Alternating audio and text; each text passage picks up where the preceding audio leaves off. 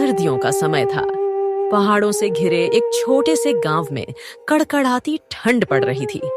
गांव के लोग अपने अपने घरों में गर्म कपड़ों और आग के सहारे ठंड से बचने की कोशिश कर रहे थे।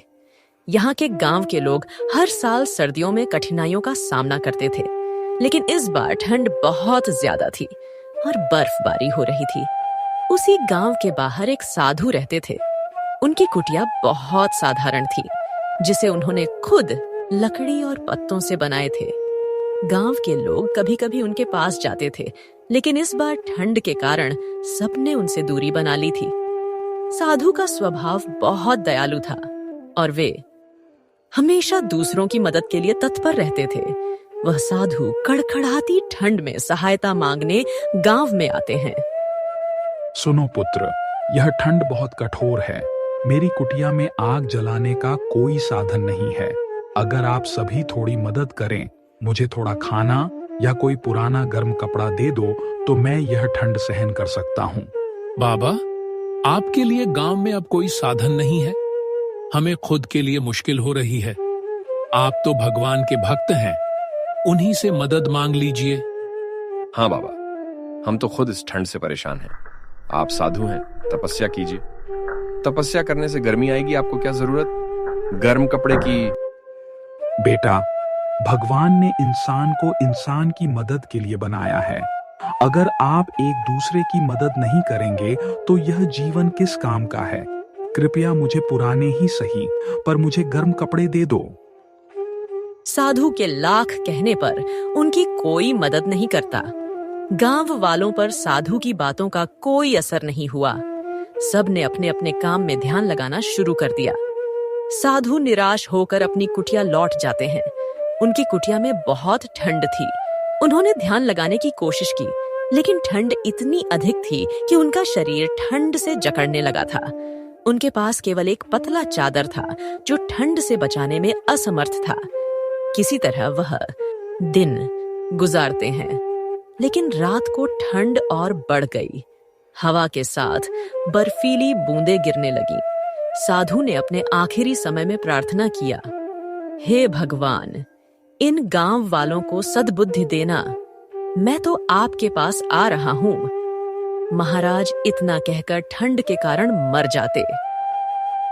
अगले दिन जब सूरज निकलता है तो गांव वाले साधु की कुटिया की ओर गए तो देखते हैं कि साधु का शरीर बर्फ बन चुका था। साधु की मृत्यु की खबर पूरे गांव में आग की तरह फैल गई। लोग उनकी कुटिया पर एकत्र हुए।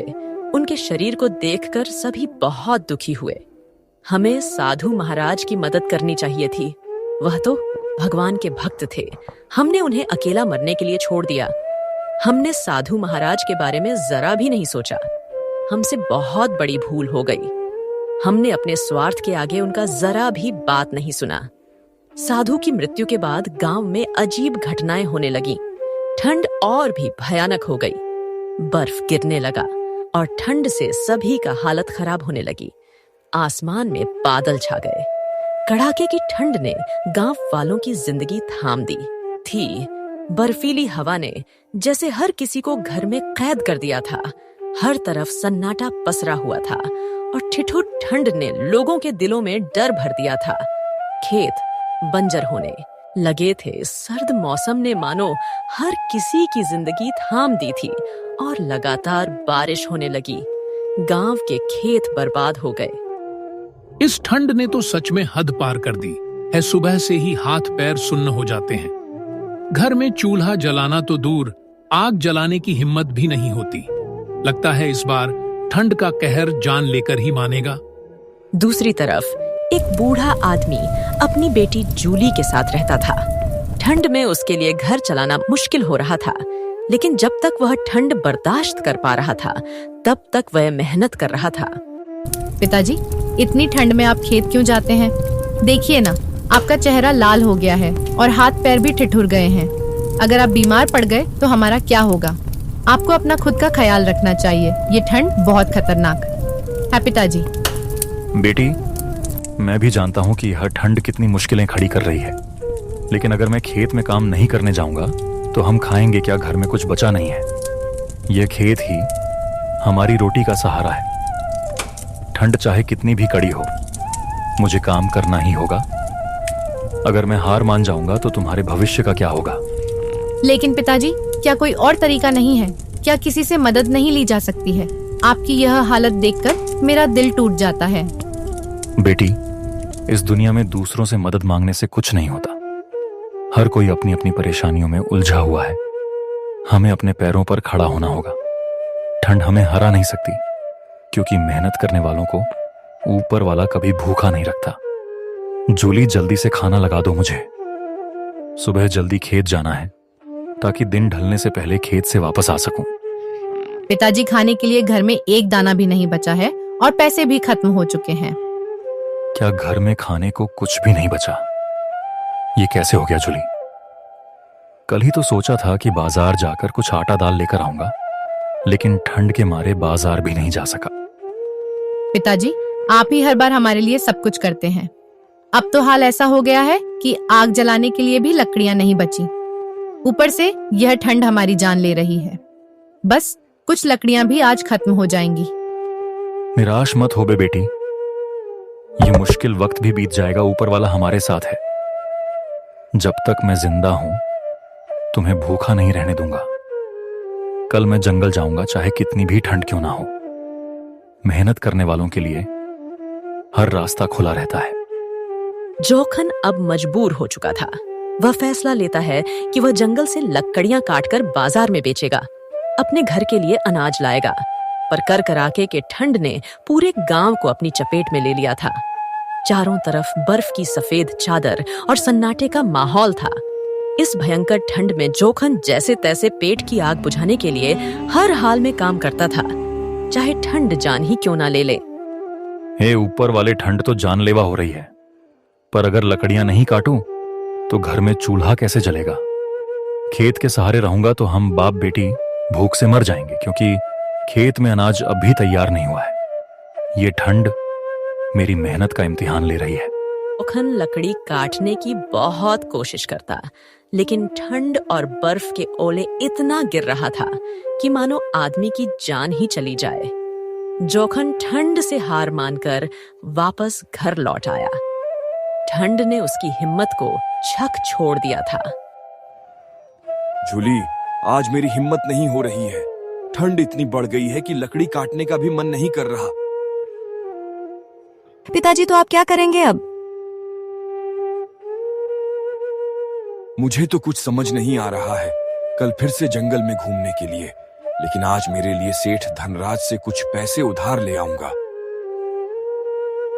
आप यह कह रहे हैं सेठ धन? वह तो बहुत दुष्टों का सेठ है। आपने कुछ दिन पहले नहीं देखा था कि एक साधु उसके पास मदद मांगने आया था, लेकिन वह उसकी मदद नहीं किया था और उसका मजाक उड़ाया जाता था और उसे अपने दरवाजे से भगा दिया जाता था। किसी गांव वाले ने उनकी मदद नहीं की, जिस कारण से साधु की मौत हुई। इस दुनिया में कोई किसी का नहीं होता। हाँ बेटी, तुम सही कह रही हो, मगर मेरे पास और कोई उपाय भी तो नहीं है। दिन ब दिन ठंड ने अपनी बिल्कुल जंगल की ओर जाने का इरादा तोड़ दिया था, लेकिन जैसे ही वह वहां पहुंची, ठंड ने उसे लकड़ी के कपड़े से इतना झकझोरा कि वहां तक टिकना भी मुश्किल हो गया था। उसकी बेटी के पेट की शिकायत के झोंकन सेठ धनराज के पास है। सेठ जी, मुझे कुछ पैसे उधार चाहिए। घर में खाने पीने का इंतजाम नहीं हो रहा है और खेत की फसल भी अभी हुई नहीं है और लकड़ी काटने का काम भी ठंड के कारण नहीं हो पा रहा। तुम सोच भी कैसे सकते हो कि मैं तुम्हें पैसे उधार दूंगा? अगर तुम्हें पैसे उधार चाहिए तो तुम्हें अपना कुछ कीमती सामान मेरे हवाले करना होगा। सेठ जी, अगर आपने पैसे नहीं दिए तो मैं और मेरी बेटी भूख के कारण मर जाएंगे, क्योंकि इस ठंड की महामारी की वजह से सारा काम ठप पड़ा हुआ है। अगर तुम पैसे नहीं चुका पाए तो मेरी एक शर्त है, तुम्हें अपना सारा खेत मेरे नाम लिखना होगा। अगर तुम 1 महीने में मेरे पैसे वापस नहीं किया तो मैं तुम्हारा खेत अपने नाम करवा लूंगा और तुम्हारी बेटी से शादी भी करूंगा। ये आप क्या कह रहे हो सेठ जी? क्या बेहूदगी बात की है? तुमने मेरी बेटी तो अभी छोटी है, उसके भविष्य से खेलना आसान समझते हो। क्या तुम मेरी मजबूरी का फायदा उठाना चाहते हो? यह तुम्हारे सामने मेरी शर्त है। तुम मुझे पैसे लौटा नहीं सकोगे तो मेरी शर्त पूरी करनी होगी। मैं किसी भी हालत में तुम्हारी यह शर्त नहीं मान सकता, लेकिन पैसे आज ले रहा हूं। 1 हफ्ते में तुम्हें चुकता करूंगा। याद रखना, ऊपर वाला है, सब देखता है। जोखन पैसे लेकर गुस्से में वहां से चला जाता है। जोखन पैसे लेकर घर की ओर लौट रहा होता है कि तभी रास्ते में उसका पड़ोसी किसुन उसे मिलता है। जोखन भाई, क्या हाल है? बड़ी जल्द में हो, कहीं जा रहे हो क्या? किसुन, मैं बहुत परेशानी में हूं। सेठ, धनराज से पैसे उधार लिया हूं, लेकिन वह मुझसे कहता है कि अगर वक्त पर पैसे नहीं लौटा सका तो मेरी बेटी का विवाह उससे ही करना होगा। क्या करूं? कुछ समझ नहीं आ रहा। ये तो बहुत बुरी बात है चौखन भाई। तुम तो मेहनत करने वाले आदमी हो और अब ऐसा लग रहा है कि सब कुछ उल्टा हो गया है। पर तुम चिंता मत करो, मैं तुम्हारे साथ हूं। हम मिलकर कुछ ना तो कुछ रास्ता निकाल ही लेंगे। तुमसे बात करके थोड़ा दिल को सुकून मिला है किसुन भाई, लेकिन सच में अब क्या करूं? कुछ समझ नहीं आता। घर में खाने को कुछ नहीं है और ठंड में काम करने का हिम्मत भी नहीं हो रही है। तुम जैसे अच्छे इंसान के साथ ऐसा नहीं होना चाहिए था। तुम्हारी तकलीफें मुझे बहुत गहरी लग रही हैं। चौखन, तुम चिंता मत करो, कुछ ना कुछ हल निकलेगा। मुझे लगता है कि जब से पहाड़ी के साधु की मौत हुई है तब से ठंड और बढ़ गया है। हाँ भाई, तुम सही कह रहे हो। खैर, तुम बताओ, तुम्हारा हाल कैसा है? बहुत बुरा हाल है भाई। घर में खाने के लिए राशन नहीं है, खेत खराब हो गए हैं, बीवी की भी तबीयत खराब है, मैं भी बहुत परेशानी में हूं। चलो ठीक है, मैं चलता हूं। ऊपर वाला तुम्हारी भी परेशानी दूर करे। जोखन वहां से चला जाता है और किसुन भी अपने घर चला जाता है। किसुन बहुत मतलबी इंसान था।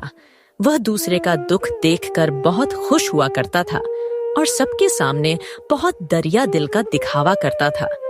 उसके पास खाने के लिए राशन भी था, उसके पास आग जलाने के लिए लकड़ियां भी थीं और उसकी पत्नी बिल्कुल सेहतमंद थी। आज तो मजा आ गया। जोखन ने अपनी सारी कहानी बताई। आखिरी सोच अपनी बेटी की शादी किसी अच्छे परिवार में करेगा, लेकिन वह अपनी उधारी नहीं चुका पाया तो सेठ धनराज उसकी बेटी से जबरदस्ती शादी करेगा। क्या सच में जोखन की दिमाग खराब हो गया है? अपनी नई नवेली लड़की के नाम पर सेठ धनराज से कर्जा लिया है।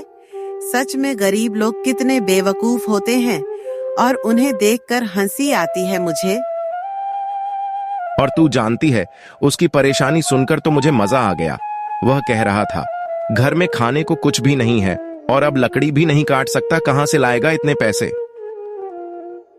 सच में मुझे जोखन की ये हालत देखकर मुझे हंसी आती है। अब तो वह बुरी तरह से फंस गया है। उसका ये हालत देखकर तो हंसी आती है, और उसकी बेटी का क्या होगा? अब सेठ धन के साथ उसकी शादी करवाकर उसकी पूरी जिंदगी बर्बाद हो जाएगी। उसकी बेटी की शादी तो अब तय है, बस इंतजार कर रहा हूं कि ये कब होगा, पूरी कहानी खत्म हो और हम दोनों के लिए मजा आया। किसान और उसकी पत्नी जोखन की मुश्किलों पर हंस रहे थे और उसकी बेबसी को लेकर उनकी सोच बहुत ही गंदी थी। वे सोच रहे थे कि उसकी बेटी और उसके भविष्य को कैसे और भी मुश्किलों में डाल दिया जाए। जोखन ने जैसे तैसे एक वक्त का खाना खाकर अपनी बेटी के साथ रात काट ली, लेकिन सुबह फिर उसी चुनौती का इंतजार कर रहा था जो 2-4 दिनों से चली आ रही है। आज से ठंड और भी बढ़ गई है, बर्फ की परतें दिखाई दे रही हैं। गांव के लोग ठंड से मर रहे हैं और चारों ओर सन्नाटा छाया हुआ था। लेकिन उस दिन जोखन जंगल में भारी कदमों से जाता है और जंगल में जाकर लकड़ी काटने लगता है और ठंड इतनी बढ़ जाती है कि उसका हाथ जकड़ जाता है, जिसकी वजह से जोखन ज्यादा लकड़ी नहीं काट पाए। वह लकड़ी इकट्ठा करती है और उसे घर ले जाती है और वह घर जाकर देखता है कि उसकी बेटी की तबीयत खराब हो गई थी। वह कंबल में लेती थी। पिताजी, मुझे बहुत ठंड लग रही है। ऐसा लग रहा है कि मैं अब और सहन नहीं कर पाऊंगी। मुझे लग रहा है कि मुझे बहुत जोर का बुखार है। डॉक्टर को बुलाया नहीं तो मेरी जान जाएगी। जूली, तुम चिंता मत कर, मैंने आग जला दी है। कुछ देर में तुम ठीक महसूस करोगी। है डॉक्टर को भी बुलाने की कोशिश करता हूँ। बस आप अपनी हिम्मत रखना, ऊपर वाला सब ठीक कर देगा। हे भगवान, मैं कैसे डॉक्टर को बुलाऊं? घर में पैसों की बहुत दिक्कत है। जोखन जैसे तैसे करके डॉक्टर के पास जाता है। डॉक्टर साहब, मेरी बेटी बहुत बीमार है, उसे आपकी जरूरत है। कृपा करके चलिए, आप उसका इलाज कर दीजिए। देखो जोखन, मैं तुम्हारी हालत जानता हूं, लेकिन इलाज मुफ्त में नहीं होता। पहले तुम पैसे लेकर आओ, फिर मैं तेरे साथ चलूंगा। डॉक्टर साहब, मेरे पास अभी कुछ नहीं है, पर मैं दे दूंगा। जैसे भी हो, बस आप मेरी बेटी की जान बचा लो। तुम गरीब की यही समस्या है, बिना पैसा के इलाज चाहते हो। सुनो, जब पैसा हो तब आना, अभी मेरा समय खराब मत कर। जोखन निराश होकर वहां जाता है। उसी समय उसका दोस्त किसुन नजर आता है। जोखन, तू इतना परेशान क्यों लग रहा है? सब खैरियत तो है ना? किसुन, भाई मेरी झूली बहुत बीमार, दिन खराब हो रहा है। डॉक्टर को भी लाने की कोशिश की, लेकिन डॉक्टर पैसा मांग रहा है। अपना मेरे पास पैसे हैं और ना कोई और सहारा। भाई, तेरा हाल देखकर मुझे सच में बहुत दुख हो रहा है, लेकिन मैं खुद भी इस ठंड से बेहाल हूं। मेरे घर में भी खाने के लिए मुश्किल से कुछ बचा है किसुन। मैं तुझसे बड़ी उम्मीद लेकर आया हूं। तूने हमेशा मुझे अपना भाई बोला है। एक बार मेरी मदद कर दो, बस थोड़ा सा सहारा दे दो, ताकि मेरी बेटी की जान बच सके।